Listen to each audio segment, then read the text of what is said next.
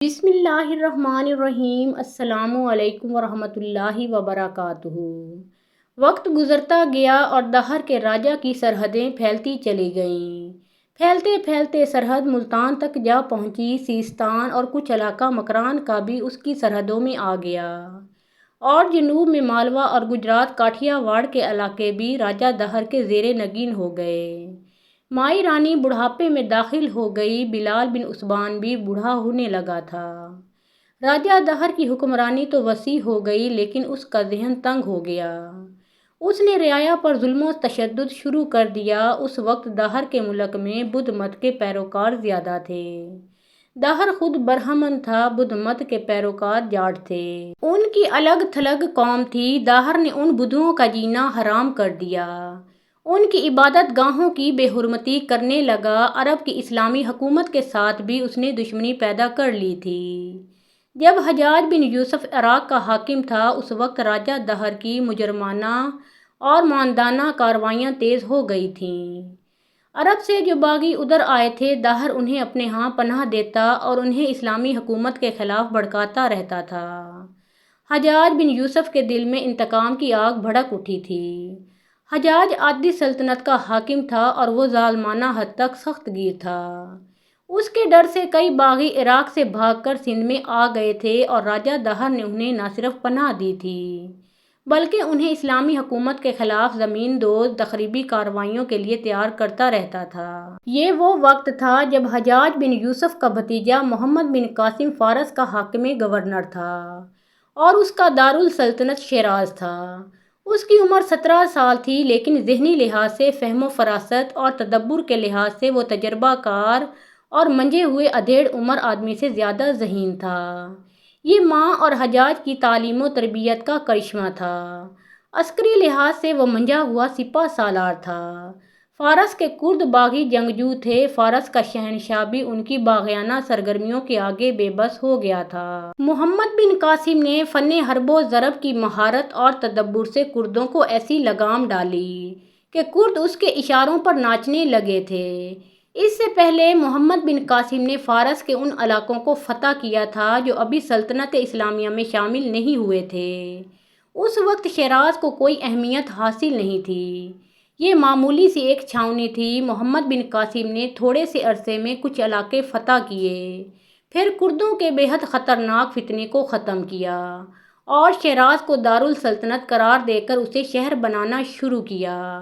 آج کے شیراز کی بنیاد محمد بن قاسم نے رکھی تھی، اور اپنی زندگی میں ہی اسے بڑا اور ہر لحاظ سے اہم شہر بنا دیا تھا۔ اس یتیم اور کم سن مجاہد نے ابھی نقطۂ عروج تک پہنچنا تھا۔ اس کا بڑا ہی سخت امتحان ابھی باقی تھا۔ عروج کی پہلی سیڑھی پر اس کا قدم اس وقت کے خلیفہ ولید بن عبد الملک نے اس روز دیکھ رکھا تھا جس روز محمد بن قاسم نے سالانہ کھیلوں کے مقابلے میں خلیفہ کے بھائی سلیمان بن عبد الملک کو شکست دی تھی۔ سلیمان کو توقع تھی کہ اس کا بھائی خلیفہ ہے اور وہ اس کی عزت بچا لے گا اور اس پر محمد بن قاسم کی فتح کو محض کھیل قرار دے گا، لیکن خلیفہ نے محمد بن قاسم کی جیت میں اس کے ڈھکے چھپے جوہر دیکھ لیے تھے۔ اسی روز خلیفہ نے محمد بن قاسم کو اپنے پاس بلایا اور اس کے ساتھ باتیں کی۔ خلیفہ یہ دیکھ کر حیران رہ گیا کہ یہ لڑکا غیر معمولی صلاحیتوں کا مالک ہے۔ وہ اسی عمر میں سپہ سالاری کی سطح کے امور کو سمجھتا اور ان کا تجربہ کر سکتا ہے۔ ابن یوسف خلیفہ نے حجاج بن یوسف سے کہا، خدا کی قسم یہ لڑکا عظیم سالار بنے گا اور آنے والی نسلیں اس کے نقش قدم پر چلیں گی۔ اس جیسے انسان اپنی قوم کے لیے خدا کا بہت بڑا انعام ہوا کرتے ہیں۔ اسے لے جاؤ، یوسف کے بیٹے، اسے سالاری کے عہدے پر رکھ لو۔ مورخوں نے اس دور کے وقائع نگاروں کے حوالے سے لکھا ہے کہ محمد بن قاسم کا رنگ گلابی سا تھا، آنکھیں بڑی تھیں اور ان میں جو چمک تھی وہ دوسروں کو مسحور کر لیتی تھیں۔ پیشانی چوڑی تھی، بازو سڈول اور لمبے تھے، جسم بھرا بھرا تھا اور آواز بھاری تھی، جس میں رعب اور جلال تھا، لیکن زبان شیریں تھی۔ چہرہ کھلا رہتا اور ہونٹوں پر تبسم تھا۔ محمد بن قاسم بصرہ آیا ہوا تھا، جہاں اس کا چچا حاکم تھا۔ محمد حجاج نے کہا، مرنے سے پہلے میں اپنی ایک خواہش پوری کرنا چاہتا ہوں۔ کیسی خواہش چچا جان؟ محمد بن قاسم نے پوچھا۔ یہ ان خواہشوں میں سے ہے جو عزم بن جایا کرتی ہیں۔ حجاج نے کہا، میں سندھ کی راجدھانی کی اینٹ سے اینٹ بجا کر اس ملک کو خلافت اسلامیہ کے زیر نگین لانا چاہتا ہوں۔ مجھے یوں نظر آ رہا ہے جیسے میرا یہ عزم تم پورا کرو گے۔ امیر المومنین کے حکم کی ضرورت ہے، محمد بن قاسم نے کہا۔ میں آپ کا یہ عزم انشاءاللہ پورا کروں گا۔ یہی ایک رکاوٹ ہے، حجاج بن یوسف نے کہا۔ امیر المومنین ابھی اجازت نہیں دے رہا۔ میں اس کوشش میں ہوں کہ مجھے ایسا جواز مل جائے کہ میں امیر المومنین کو مجبور کر دوں کہ سندھ پر حملے کی اجازت دے دے۔ سندھ بلکہ ہندوستان سے اسلام کے خلاف بہت بڑا فتنہ اٹھ رہا ہے۔ میرے جاسوس سندھ میں موجود ہیں، حجاج نے کہا۔ انہوں نے باغیوں کے بحروپ میں سندھ میں پناہ لے رکھی ہے اور وہ مجھے خبریں بھیجتے رہتے ہیں۔ راجہ دہر نے اپنا دماغ یہاں تک خراب کر لیا ہے کہ اس نے بحری قزاقوں کی پشت پناہی اور پرورش شروع کر دی ہے۔ سران دیپ اور مالابار سے مسلمان حج کے لیے آتے ہیں اور ہمارے تاجر ادھر جاتے آتے رہتے ہیں۔ مجھے اطلاع مل رہی ہے کہ سندھی قزاق ان کے 2-3 جہازوں پر حملے کر چکے ہیں، لیکن وہ کامیاب نہیں ہوئے۔ ان کی ناکامی کی وجہ یہ ہے کہ ان کے پاس بادبانی کشتیاں ہیں جن سے وہ بڑے جہاز کو روک نہیں سکتے۔ ایک جہاز پر انہوں نے جلتے ہوئے تیر بھی پھینکے ہیں۔ جہاز کے ملاحوں نے جہاز کا رخ پھیر لیا۔ صرف ایک بادبان کو جلتے ہوئے فلیتے والے 2 تیر لگے تھے۔ وہ بادبان جل گیا تھا۔ ملاحوں نے دوسرے بادبانوں کو بچا لیا اور نکل آئے۔ ہمیں ان جہازوں کی حفاظت کا کوئی انتظام کرنا پڑے گا۔ محمد بن قاسم نے کہا، میں صرف ایک انتظام جانتا ہوں۔ حجاج بن یوسف نے کہا، اگر سندھ پر قبضہ نہ ہو سکے تو سندھ کا ساحل ہمارے قبضے میں ہونا چاہیے۔ سندھ کی سب سے بڑی بندرگاہ دبیل ہے۔ امیر المومنین سے اجازت لے لیں، محمد بن قاسم نے کہا۔ پھر دبیل کی بندرگاہ مجھ سے لے لیں۔ میں اجازت لینے کی کوشش کروں گا، حجاج نے کہا، لیکن اجازت شاید نہ ملے۔ میں راجہ دہر کی لاش عرب کے گھوڑوں کے قدموں تلے کچلے اور مسلے ہوئے دیکھنا چاہتا ہوں۔ راجہ دہر اپنی بہن کا خاوند ہے۔ دوسرے دن محمد بن قاسم شیراز چلا گیا۔ 1 مہینہ گزرا ہوگا۔ دوپہر کے ذرا بعد کا وقت تھا۔ بصرہ میں حجاج بن یوسف کھانا کھا کر آرام کر رہا تھا۔ اسے باہر شور سنائی دیا۔ اس کے محافظ شاید کسی کو روک رہے تھے۔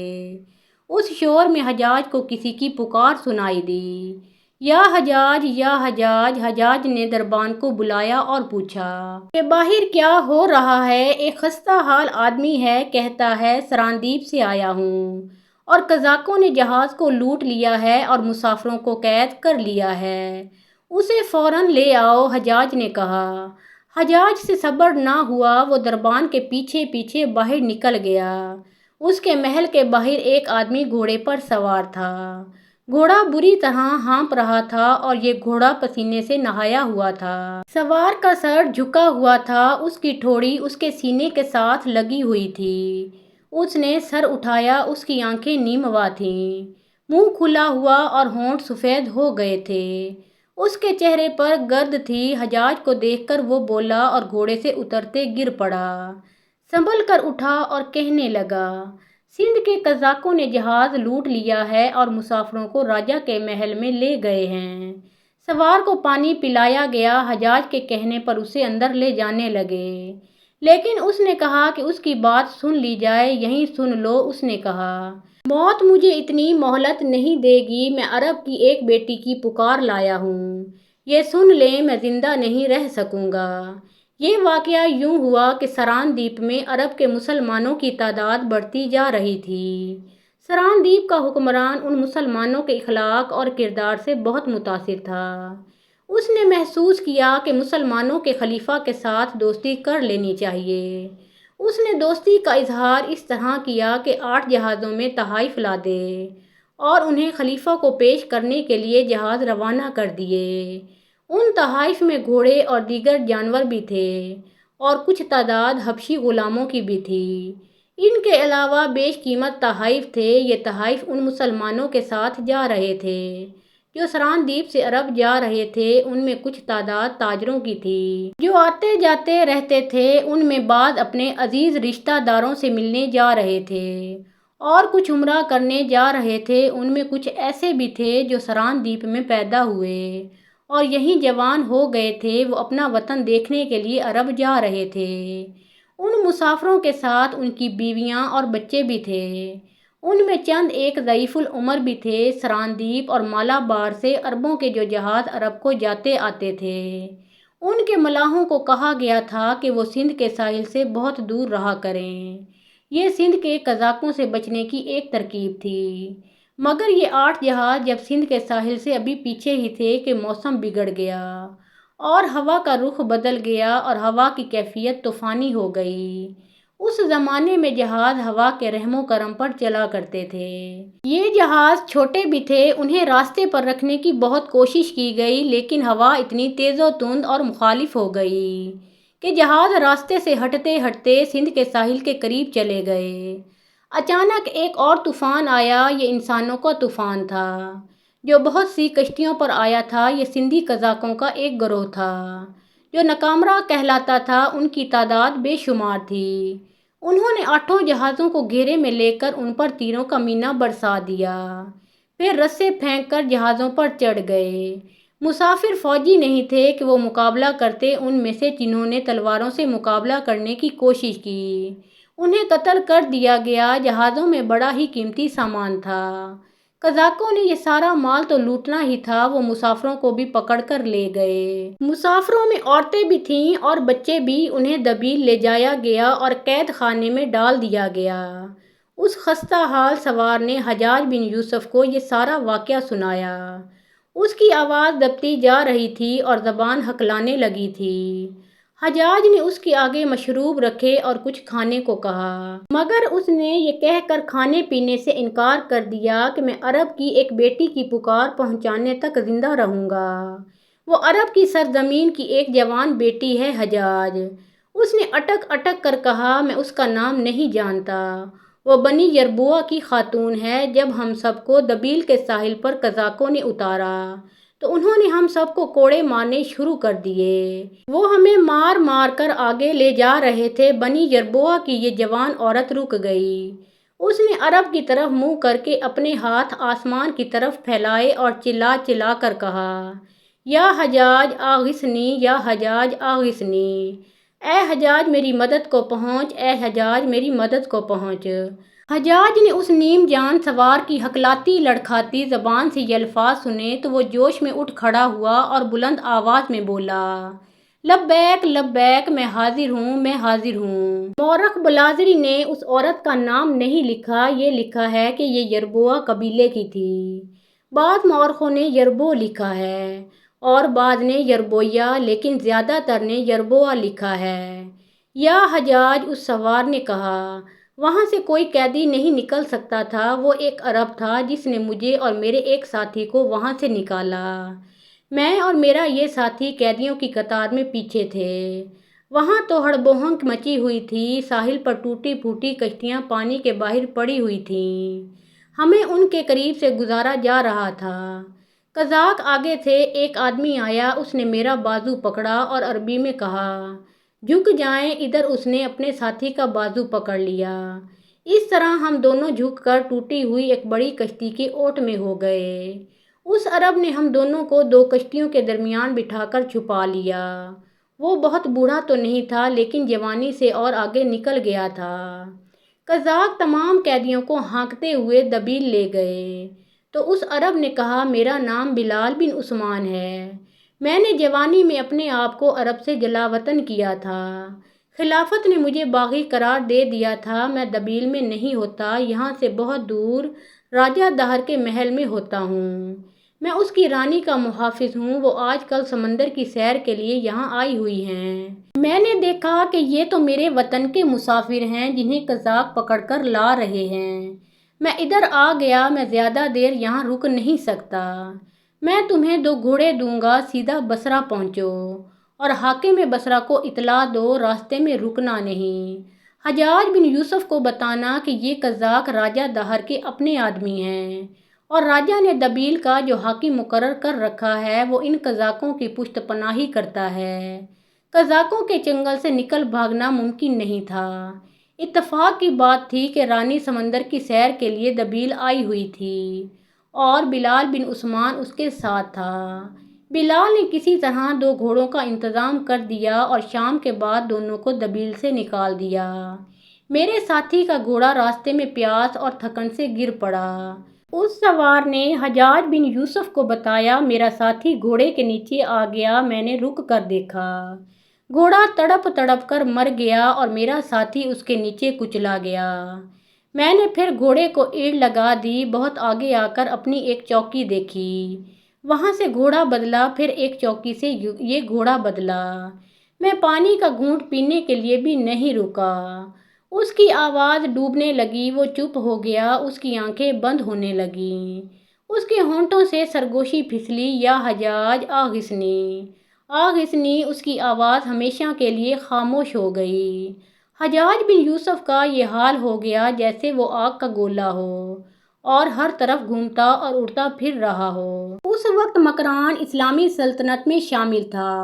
حجاج بن یوسف نے محمد بن ہارون بن زرہ نمری کو وہاں کا حاکم مقرر کیا تھا۔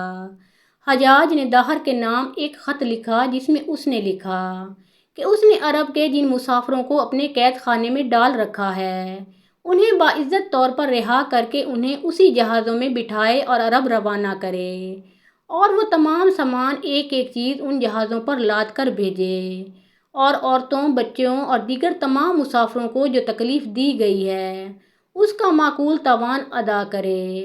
حجاج نے خلیفہ کی مہر لگوانے کی بجائے اس خط پر اپنے دستخط کیے اور خط براہ راست راجہ داہر کو بھیجنے کی بجائے قاصد کے ساتھ مکران کے حاکم محمد بن ہارون کو اس تحریری حکم کے ساتھ بھیجا کہ وہ اپنے اعلیٰ افسر کو اس قاصد کے ساتھ داہر کے پاس بھیجے۔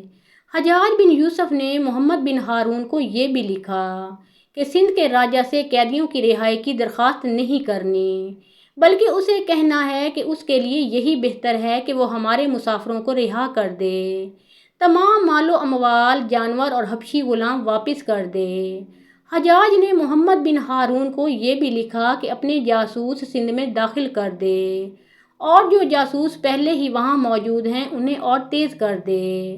حجاج بن یوسف راجہ داہر پر بجلی بن کر گرنے کے بہانے ڈھونڈ رہا تھا، آخر اسے ایسا جواز مل گیا کہ وہ انتقام کا شعلہ بن گیا، اس کا چین اور سکون اور اس کی نیند اڑ گئی۔ راجہ داہر کے جواب کا انتظار کیے بغیر اس نے سندھ پر حملے کا منصوبہ بنانا شروع کر دیا۔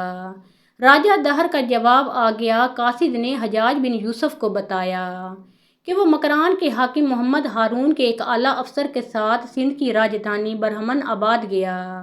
راجہ داہر وہاں موجود تھا، اسے حجاج کا تحریری پیغام دیا گیا۔ مشہور و معروف مورخ محمد قاسم فرشتہ نے یہ واقعہ تفصیل سے لکھا ہے۔ حجاج کے خط کا جواب جو راجہ داہر نے دیا تھا وہ بھی فرشتہ نے لکھا ہے۔ فرشتہ لکھتا ہے کہ حجاج کا خط محمد بن ہارون کا خاص ایلچی لے کر داہر کے پاس گیا اور داہر نے یہ جواب دیا کہ جس قوم نے جہازوں کو لوٹا اور مسافروں کو قید میں رکھ لیا ہے وہ شوکت اور قوت رکھنے والی قوم ہے، اور سوچا بھی نہیں جا سکتا کہ تم اس قوم سے اپنا مال اور قیدی واپس لے لو گے۔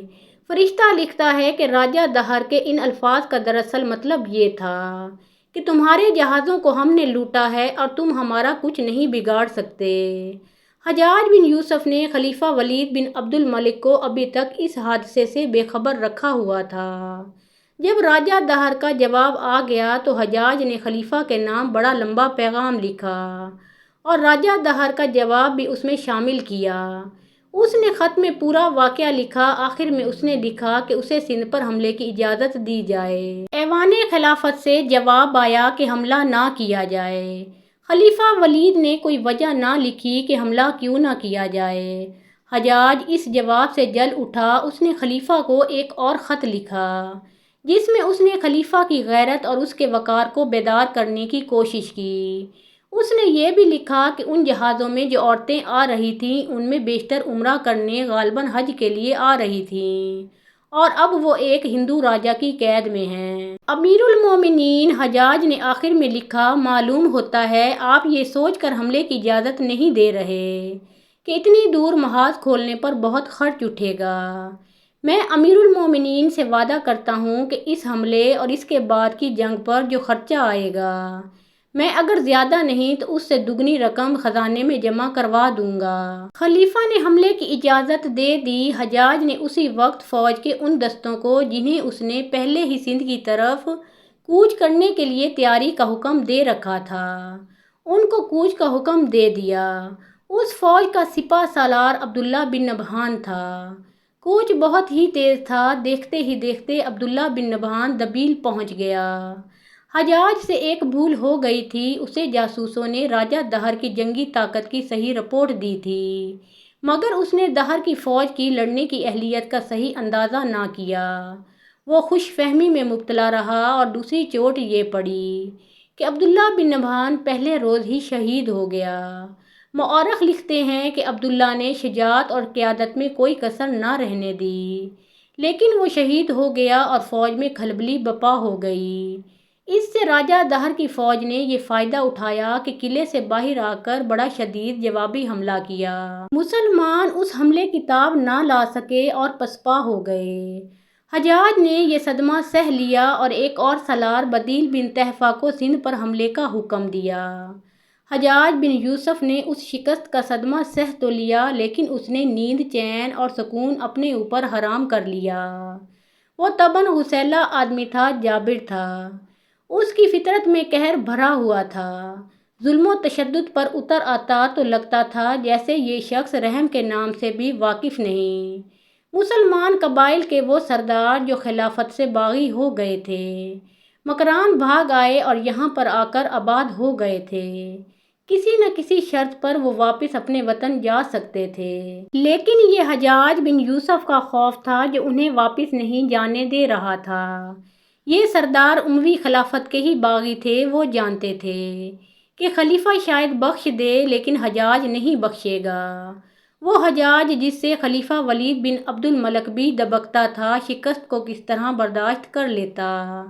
اسے جب اطلاع ملی تھی کہ اس کا بھیجا ہوا سالار عبداللہ بن نبہان شہید ہو گیا اور فوج بری طرح پسپا ہوئی ہے، تو اس نے ایک اور سالار بدیل بن تحفہ کو بلایا اور اسے سندھ پر حملے کا حکم دیا۔ اور تم نے بھی میدان میں پیٹھ دکھائی تو ان باغی سرداروں کے پاس چلے جانا جو مکران میں زندگی کے باقی دن پورے کر رہے ہیں۔ حجاج نے بدیل بن تحفہ سے کہا، ان پر عرب اور عراق کے دروازے بند ہو چکے ہیں، عبداللہ کی طرح وہیں مر جانا، مجھے دبیل کا قلعہ اور داہر کی لاش چاہیے، تیرا اقبال بلند ہو ابن یوسف۔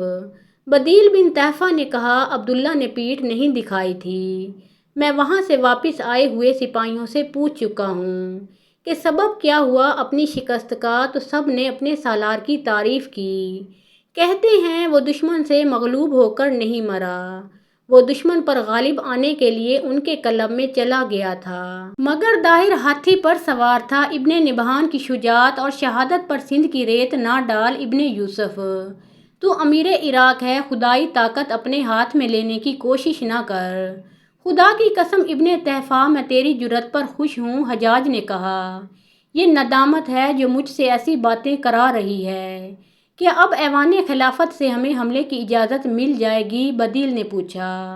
مجھے کسی کی اجازت کی ضرورت نہیں، حجاج نے کہا، یہ میری شکست ہے، یہ اسلام کی شکست ہے، میں نے اسے فتح میں بدلنا ہے۔ میں امیر المومنین کو سمجھانا چاہتا ہوں کہ سندھ پر حملہ اور قبضہ کیوں ضروری ہے۔ تو بھی سمجھ لے ابن تحفہ، مجھے دو آدمیوں نے شکست دی ہے، راجہ دہر نے اور خلیفہ ابن عبد الملک نے۔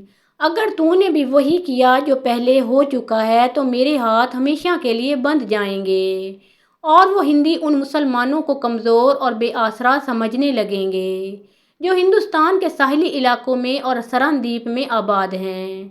سندھ کے ڈاکو ان کے جہازوں کو لوٹتے اور انہیں قیدی بناتے رہیں گے، ایسا نہیں ہوگا ابن یوسف، بدیل بن تحفہ نے کہا۔ اور یہ بھی سوچ ابن تحفہ، حجاج نے کہا، مجھے اپنے وطن اور اپنے مذہب کی ایک بیٹی نے پکارا تھا، وہ دہر کی قید میں ہے، اس کی پکار مجھ تک پہنچانے والے نے میرے سامنے جان دے دی تھی۔ محترم ناظرین، اس کے بعد کے حالات و واقعات ہم اپنی اگلی ویڈیو میں پیش کریں گے۔